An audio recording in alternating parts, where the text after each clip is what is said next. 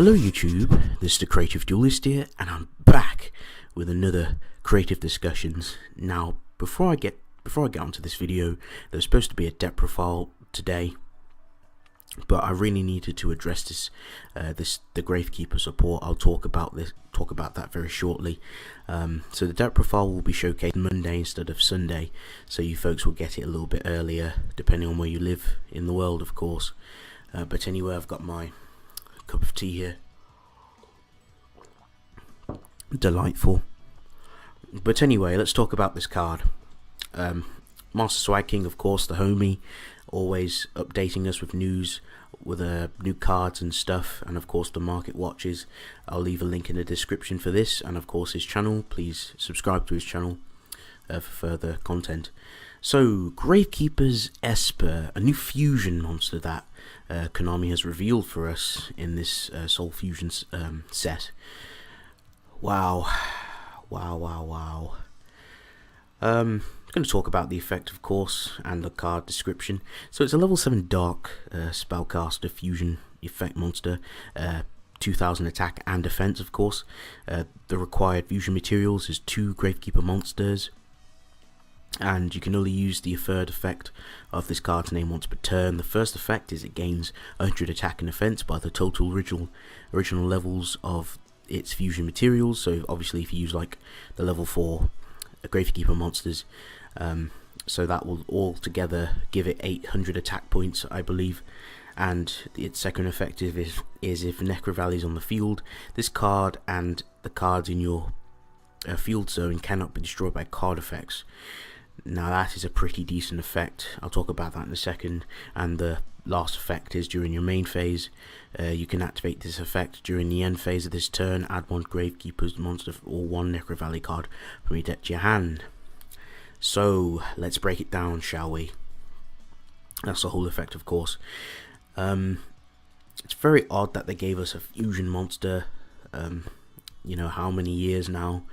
I was more or less depicting as they would, they should have just given us, a Link monster. Link monster would have been a little bit better, in my opinion, because, Links, and of course, the way Yu-Gi-Oh is now. But as I'm going to talk about, just kind of the, the pros and cons. I'm going to talk about the pros. Finally, it's a decent card. It protects the field spell, and it protects itself. Unfortunately, I wish it protect, the other Gravekeeper monsters, which is unfortunate. It just protects itself and the field spell, which is not bad, but it's not super great. The attack boost is great. The attack and defense, it can actually beat over stuff that's 3k. Because usually the Gravekeeper monsters can't usually deal with stuff. They have to play differently. You have to rely on, back row to deal with stuff like that. And it's nice that it searches out, the Necro Valley and the Gravekeeper monster, which is really nice. Well, obviously depending on options. So obviously I'm going to break it down in terms of the cons now. Really disappointed.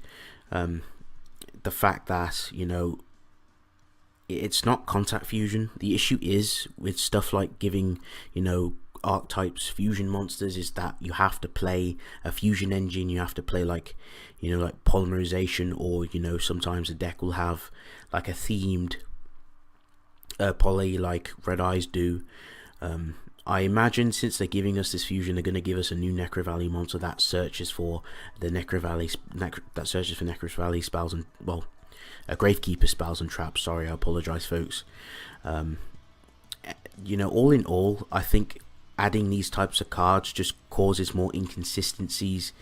I don't want to have to play more cards just to search, like just to search for the, just for the search for the fusion spell. Like, to be honest, it's not bad if they do give us one, because we could search Gravekeeper's Steel and stuff like that.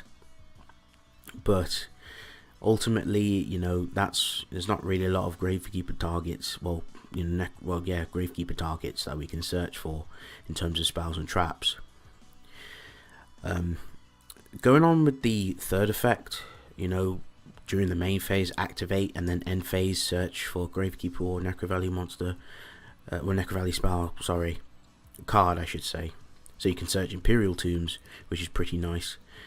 Very disappointed. Again, Konami is going 2 steps forward and 2 steps back. We want to make Gravekeepers fast, consistent, solid, a stun field. We don't want to wait. We don't want to, you know, like, I shouldn't have to wait at end phase just to grab a Gravekeeper monster or a Necro Valley to my hand. That's too slow. We don't want that, you know. 2 steps forward, 2 steps back mentality. I don't like this. It should be during your main phase, search for, you know, Gravekeeper monster or a Necro Valley card, you know. Like, say if we open up Imperial Tombs, like, you know, this would have been so much better if it let us do it in the main phase, because then we can have Imperial Tombs ready for next turn. This would make playing Imperial Tombs, you know, like, better. It'd be more viable. We could search it, you know, guaranteed negation. But no, Konami have to do that. They have to nerf, you know, like this, you know, the monster, and I'm very annoyed. And of course, I don't know why they didn't just make the fusion contact, you know, like make it a contact fusion. It would have been amazing. Like, some guy commented down in the comment section on MasterswagKing's video, and he even said the same thing. I even thought that myself. But yes, you know, they could have just avoided all this, you know, this rubbish. But all in all, this card is a good card. I'm not going to bash it too much. It's a brilliant card. It you know, can beat over like big monsters. It searches, it protects itself and the field spell.